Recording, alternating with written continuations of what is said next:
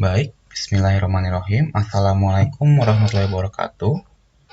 Perkenalkan semuanya, nama saya Karal Fauzan Hakim, NIM G1417059, dibimbing oleh Ibu Pika Silvianti MSc dan Bapak Dr. Agus Muhammad Soleh SSC MT.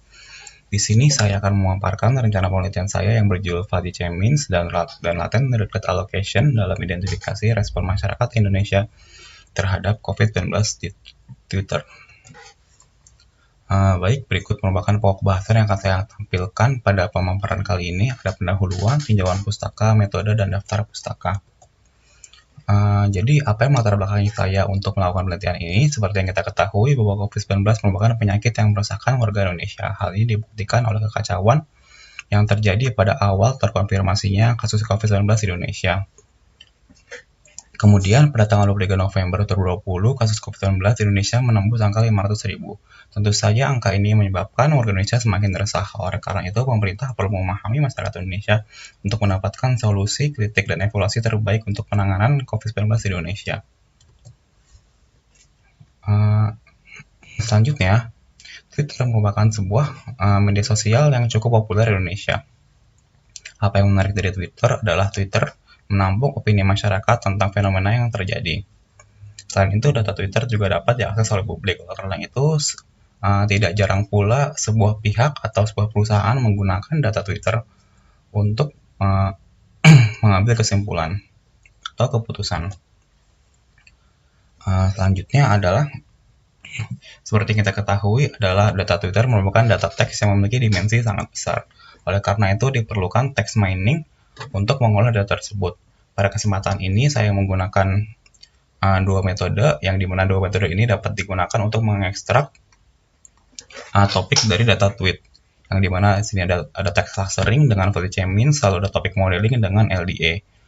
Kenapa saya menggunakan FCM dan LDA? Karena pada dasarnya data dari setiap tweet bisa saja memiliki lebih dari setiap topik pada tweetnya. Oleh karena itu FCM dan LDA sangat cocok untuk menganalisis hal tersebut, yang dimana FCM ini mengasumsikan setiap tweet merupakan anggota lebih dari satu cluster, atau pada kasus ini cluster diasumsikan sebagai topik. Lalu LDA memodelkan sebuah tweet menjadi sebaran topik berdasarkan kata-kata di dalamnya. Namun, topik-topik yang kita dapatkan belum tentu merupakan dampak dari perkembangan kasus COVID itu sendiri. Oleh karena itu, kita perlu membandingkan topik-topik tersebut dengan kasus harian COVID-19. Berikut adalah tujuan penelitian ini, yaitu mengetahui pendapat masyarakat tentang COVID-19 yang berkembang seiring berjalannya peningkatan kasus COVID-19 di Indonesia. Berikut merupakan salah satu metode yang saya gunakan, yaitu Backover atau BOE, yang dimana metode ini adalah model mempelajari sebuah kosakata dari seluruh dokumen dan memodelkan setiap dokumen berdasarkan frekuensi kemunculan setiap kosakata. Yang dimana sini saya tampilkan contohnya, yang dimana ada dua buah kalimat yang transformasi ke dalam bentuk bobot matriks dengan setiap elemennya merupakan frekuensi kemunculan kata pada setiap dokumen.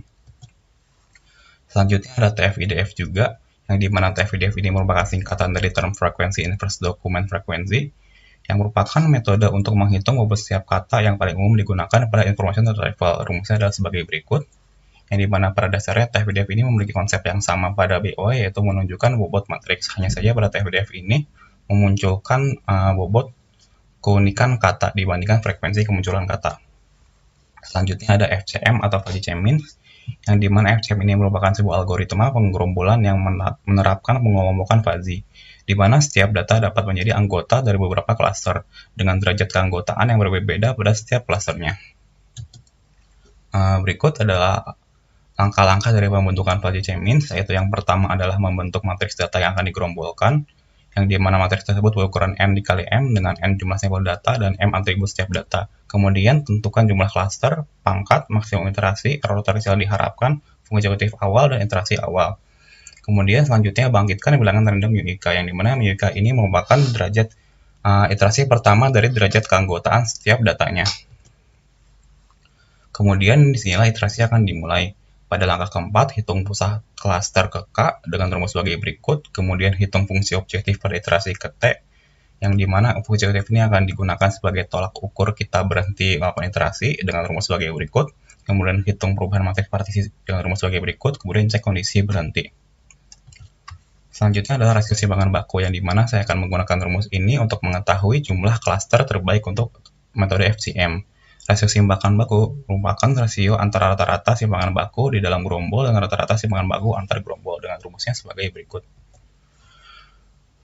Kemudian selanjutnya adalah latent derived allocation atau LDA, yang dimana saya gunakan metode ini untuk memodelkan topik, yang dimana ide utama dari LDA ini adalah bahwa setiap dokumen direpresentasikan sebagai peluang topik-topik laten atau tersembunyi yang menyebar di Reclap, yang mana setiap topik terdiri dari sebaran berbagai kata. Untuk memahami LDA dapat diinterpretasikan sebagai bentuk geometrik berikut, yang dimana di sini ada 4 buah dokumen yang dimodelkan terhadap 3 topik, yang dimana masing-masing dokumen, yang dimana setiap dokumen hanya memiliki 3 variasi kata. Di sini bisa dilihat, kalau misalkan sebuah dokumen lebih dekat pada sebuah titik topik 1, 2, atau 3, maka semakin besar peluang dia mengandung topik tersebut. Begitu juga dengan topik dan katanya. Oke, selanjutnya ada Gibbs sampling, yang dimana Gibbs sampling ini merupakan metode yang membangun model LDA dan menentukan sebaran terbaik dari LDA dengan rumusnya sebagai berikut. Berikut adalah algoritma dari Gibbs sampling. Yang pertama adalah menempatkan setiap kosakata di setiap dokumen pada topik secara acak. Kemudian pada kosakata ke I dalam dokumen ke K, keluarkan kosakata tersebut dari korpus, lalu hitung peluang kebaikan dari topiknya. Kemudian tempatkan kosakata ke I ke topik yang memiliki nilai peluang kebaikan terbesar. Kemudian nomor 4, ulangi langkah 2 dan 3 pada setiap kata pada seluruh dokumen. Yang kelima, ulangi langkah keempat sampai tidak ada perubahan dari setiap sebaran topik dan kata. Oke, baik, selanjutnya adalah topik coherence, yang dimana topik coherence ini adalah mengevaluasi jumlah topik terbaik pada sebaran LDA, yang dimana topik coherence ini juga didefinisikan sebagai rataan atau median dari kesamaan kosakata yang berpasangan berdasarkan kosakata terbaik dari sebuah topik. Berikut adalah rumusnya. Kemudian selanjutnya adalah pengukuran jarak 2 deret waktu, yang dimana di sini saya menggunakan 3 jarak deret waktu, yaitu jarak Euclidean, dynamic time warping, dan korelasi Pearson, yang dimana jarak Euclidean merupakan perhitungan jarak 2 deret waktu berdasarkan indeksnya, sedangkan DTW berdasarkan polanya, dan korelasi Pearson merupakan rumus keratan dari 2 buah data vektor. Oke, selanjutnya adalah data, yang dimana di sini saya menggunakan dua data, yaitu data tweet pada periode 25 November 2020 sampai 25 Desember 2020 dengan keyword COVID, pandemi, dan corona. Yang dimana di sini dijelaskan juga untuk keterangan dari perubahannya ada waktu unggah tweet, username Twitter, dan isi tweet. Kemudian selanjutnya yang saya gunakan adalah data kenaikan kasus harian COVID-19 di Indonesia. Oke, berikut adalah prosedur analisis datanya. Data yang saya gunakan merupakan data Twitter, seperti yang saya jelaskan tadi. Kemudian data tersebut, dikarenakan data tersebut merupakan data berbentuk teks, oleh karena itu kita perlu memproses data tersebut sehingga data tersebut dapat dianalisis secara statistik. Hal-hal yang akan saya lakukan adalah penghilangan stop words, penghilangan simbol, penghilangan angka, pengubahan singkatan, lower casing, dan sebagainya, yang dimana semua proses ini dapat berubah tergantung trial dan error yang saya lakukan. Selanjutnya ada topik extraction, yang dimana di sini saya menggunakan 3 buah metode, yaitu kombinasi BOFCM, TF-FCM, dan LDA. Kenapa menggunakan 3 buah metode? Karena pada dasarnya pada text mining adalah trial dan error. Kita tidak pernah mengetahui metode mana yang terbaik sampai kita melakukannya. Lalu di sini dapat dilihat juga kita menggunakan 2 kombinasi untuk FCM, ada BOE FCM dan TF-FCM, karena pada dasarnya data teks tidak bisa langsung dilakukan analisis dengan FCM, perlu ditransformasikan ke dalam bentuk yang dapat dijadikan bentuk peubahnya. Oke, jadi untuk BOE FCM dan TF-FCM FCM di sini saya akan membentuk matriks bobot dengan BOE dan TF-IDF dari data, kemudian menggerombolkan data berdasarkan matriks bobot dengan FCM, yang mana tweet dinyatakan sebagai observasi dan kosakata dinyatakan sebagai peubah. Kemudian untuk LDA saya akan memodelkan data ke dalam bentuk LDA dengan algoritma Gibbs sampling. Baik, selanjutnya adalah pengukuran jumlah klaster dan topik terbaik untuk setiap masing-masing metodenya, yaitu ada backovers plus FC. Untuk BOE plus FCM dan TF plus FCM, di sini saya akan mengevaluasi kedua hasil tersebut dengan rasio simpangan baku, Lalu untuk hasil LDE, saya akan mengevaluasi dengan topik coherence, sehingga didapatkan jumlah gerombol dan topik terbaik untuk ketiga kombinasi metode.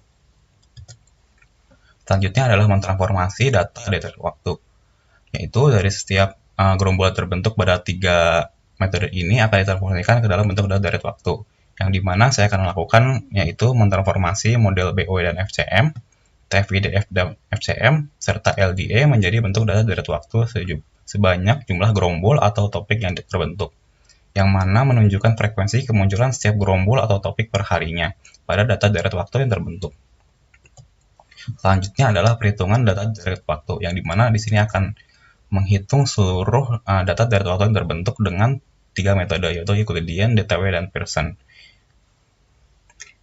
yang mana akan dicari klaster atau topik apa yang memiliki keeratan atau kemiripan terbesar dengan data kasus harian COVID-19 di Indonesia. Oke, berikut adalah hasil yang dimana akan kita dapatkan gerombol yang memiliki kemiripan terbaik dengan data peningkatan harian kasus COVID-19, yang mana gerombol tersebut merupakan sekumpulan tweet dengan sebuah topik tertentu, sehingga dapat disimpulkan bahwa topik tersebut memiliki peningkatan seiring peningkatannya kasus COVID-19 di Indonesia. Oke, baik, berikut merupakan daftar pustaka yang saya gunakan.